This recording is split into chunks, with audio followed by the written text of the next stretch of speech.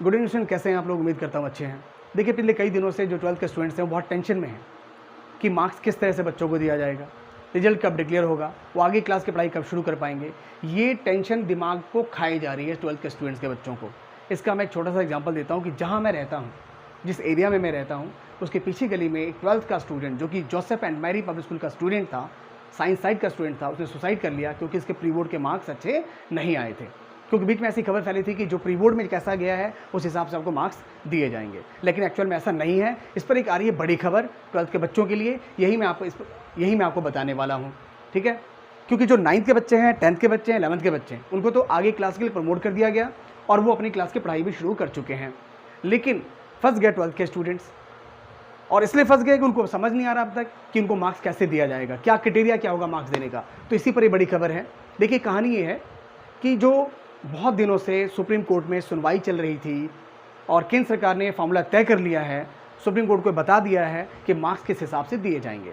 Criteria ये है कि जो आपके 10th क्लास में जो 3 बेस्ट सब्जेक्ट्स हैं, 3 बेस्ट सब्जेक्ट मीन्स कि वो सब्जेक्ट जिसमें आपके सबसे अधिक मार्क्स हैं, उन सबको ऐड करके उसका 30% ले लीजिए, प्लस जो 11th में आपके टोटल मार्क्स हैं उसका भी 30% ले लीजिए, प्लस जो आपने 12th क्लास में प्री बोर्ड दिया है उसका 40% मार्क्स ले लीजिए। फिर से समझाता हूँ, 10th के 3 ऐसे सब्जेक्ट्स जिनमें आपके सबसे अधिक मार्क्स हैं, उसका उन सबको ऐड करके उसका 30%, प्लस जो आपके 11th के मार्क्स हैं टोटल मार्क्स उसका 30%, प्लस जो आपने प्री बोर्ड में मार्क्स प्राप्त किए हैं 12th क्लास में, 12th प्री बोर्ड में जो मार्क्स प्राप्त किए हैं आपने उसका 40%। तो 30% 10th का, 30% 11th का और 40% आपके प्री बोर्ड का, 12th प्री बोर्ड का ऐड कर लीजिए, आपका 12th का रिजल्ट तैयार हो जाएगा। मीन्स कि आप घर में बैठे बैठे भी अपना रिजल्ट बना सकते हैं और उसी से मिलता जुलता मार्क्स आपका बोर्ड में आने वाला है, ठीक है। तो रिजल्ट को लेकर टेंशन मत लीजिए, 31 जुलाई तक आपका रिजल्ट भी आ जाएगा और आगे की आप क्लास पढ़ाई भी शुरू कर पाओगे। तो इसको मैं आपको एक एग्जाम्पल से समझाता हूँ। मान लीजिए ये क्लास 10th है, ये क्लास 11th है और ये क्लास 12th है, ठीक है। आपको बोला क्या मैंने आपको बोला कि 10th के 3 बेस्ट सब्जेक्ट्स। तो मान लीजिए आपके 3 बेस्ट सब्जेक्ट्स हैं इंग्लिश, मैथ और साइंस। क्लियर? मैथ इंग्लिश के मार्क्स मान लीजिए आप, इंग्लिश के मार्क्स मान लीजिए आप 50 या इंग्लिश के मान लीजिए 65, मैथ का मान लेते हैं 70 और साइंस का मान लेते हैं 60। क्लियर? मैथ का 75 मान लेते हैं। अब ये इंग्लिश में 65, मैथ में 75, साइंस में 60, सबको ऐड करोगे तो 5 5 10 का 0, 1 कैरी, 7 तो 7 14 और 6 20।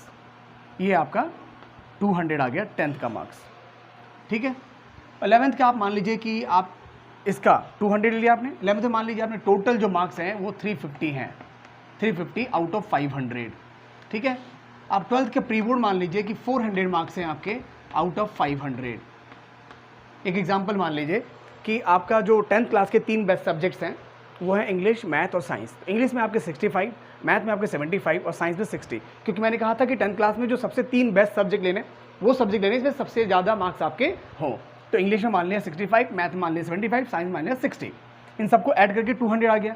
अब 200 का आप 80%, 200 का आप 30% लेना है आपको। तो 200 का जब 30% निकालोगे तो आपका आएगा 66। ये देखिए, तो कितना आया आपके पास?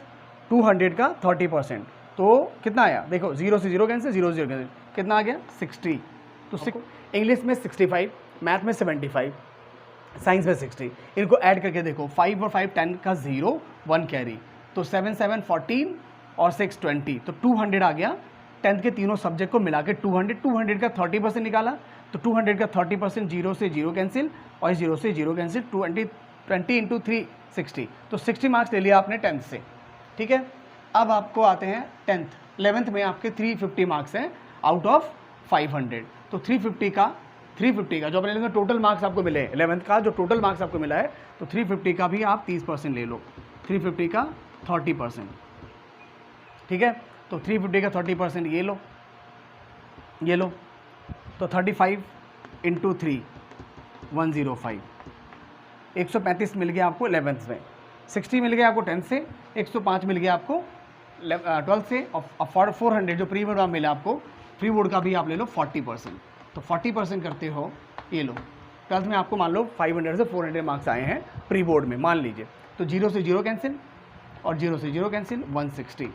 तो क्या देखा आपने, 160 आपके 12th का, 105 आपका 11th का और 60 मार्क्स आपके 10th के। ऐड करके कितना आ गया टोटल, 160, 105 एंड 60, कितना हो गया 5, 2, 3, 325। 325 ये आपका 500 में से आपको मार्क्स मिला 325। अब 325 जो है वो 500 में से कितना है, 325 500 में से कितने परसेंट है, निकाल लो आप। 325